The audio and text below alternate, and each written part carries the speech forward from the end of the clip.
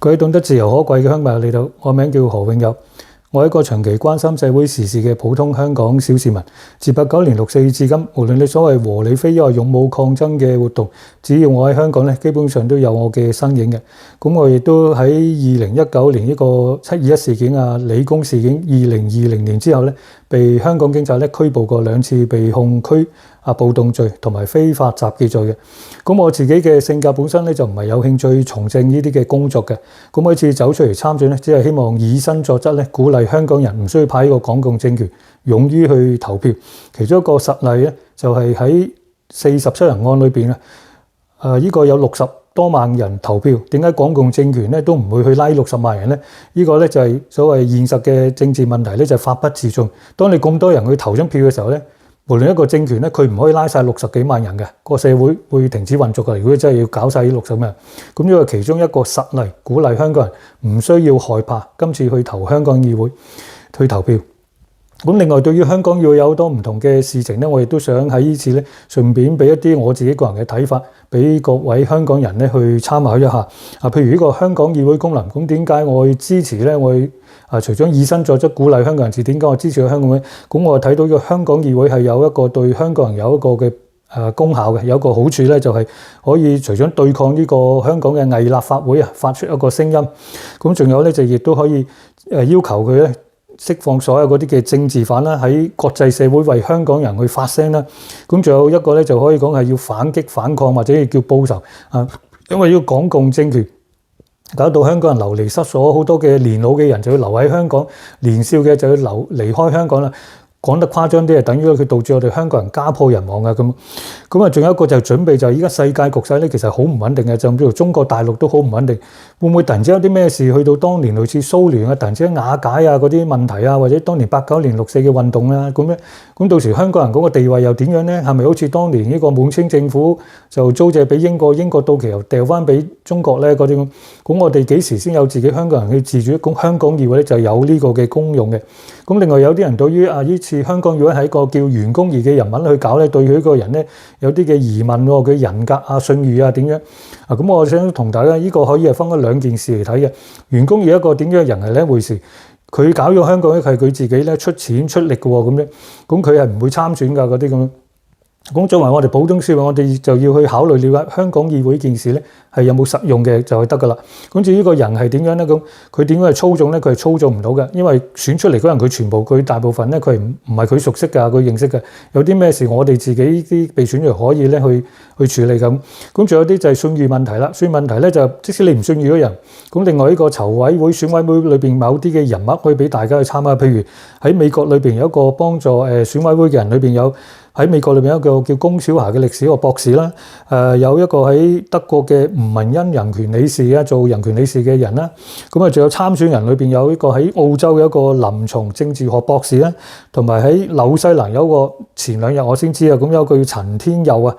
曾經喺華仁書院教物理學嘅老師，咁佢而家當然退休啦，70幾歲啦，咁佢都出嚟參選。嗱，咁呢啲嘅人咧喺社會各界，佢哋都有某種程度嘅成就啊、名譽㗎。咁如果佢哋對於呢個香港議會事情咧，原來係有欺騙香港人嘅，咁佢哋都要負上咧佢哋呢啲部分咧，呢啲嘅名譽啊嗰啲責任喎。咁所以大家去睇袁弓夷呢個人，咁仲有其他呢啲人，咁佢哋係咪都係傻嘅咧？咁樣。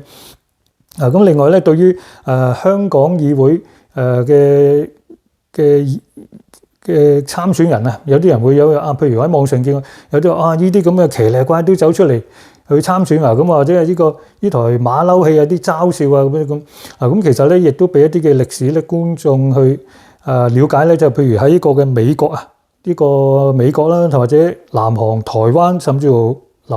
西藏流亡政府啊，咁西藏流亡政府初嘅第一屆咧都得2個人去參選嘅。美國初立國之初嗰個嘅佢哋嗰個議會啊，咁當初佢有都係譬如唔完善嘅喎，咁黑人又唔投得票，女人窮人又唔投得票啊，咁參選嗰啲人咧，只不過係啲老闆原裝啊，嗰啲原裝老闆啊，或者啲加工廠啊老闆嘅，唔係咁多人從政嘅。咁南韓、台灣嗰啲以往好多啲嘅睇到嗰啲嘅新聞咧，佢哋呢2個嘅南韓、台灣議會好多時會鬧交、打交都有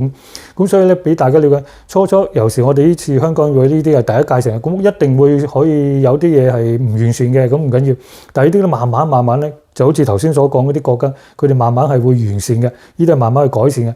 咁啊，仲有一啲嘅就係有啲講法咧，就係香港議會騎劫咗呢個香港人喎，咁代表點樣代表我啊？嗰啲香港人嗱，俾多兩個事情就係已故嘅南非總統曼德拉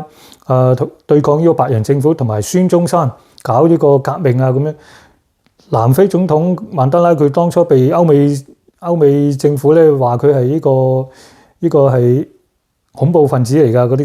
咁，而孫中山佢搞革命嘅初期有啲人咧，佢哋都唔需要經過佢自己國內裏邊大多數人去同意。孫中山唔會問所有中國人你知唔知錯搞革命先去搞㗎，唔需要㗎嘛。咁到佢搞好嘅時候，慢慢見到成就咧，慢慢就會有人去走埋去支持㗎啦咁樣。咁呢啲咧俾大家去了解下呢個香港議會呢啲等等嘅事情啦咁。另外仲有一樣咧就係喺2019年咧，大家都講過聽過啦，叫五大訴求，其中一個叫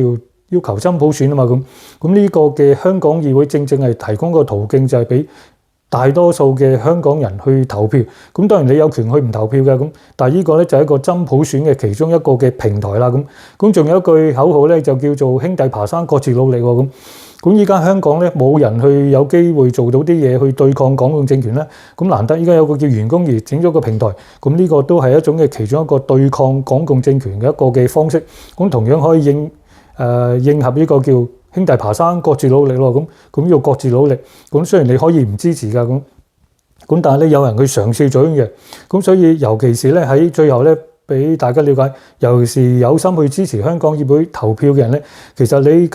今次咧支持邊一個候選人咧，呢個唔係最重要嘅，最重要咧係越多人投票，呢個香港首先咧先成就咗呢個香港議會嘅事情咧，去現實佢成就咗佢先。譬如你選唔選我都唔重要嘅，譬如我頭先講我自己本身就唔係，我呢次出嚟只不過希望以身作則咧，鼓勵香港人去投票啊嗰啲咁樣。即使我唔去參選啦，我都會公開去表態表示支持呢個香港嘅。所以今次咧最重要咧係多啲人去投票，出嚟投票先成就咗呢個香港。至於將來有啲嘢就算做得唔完善，到時可以慢慢去再改善，或者邊啲人或者做得唔好係有一個篩選機制㗎咁樣。咁當你有一個嘅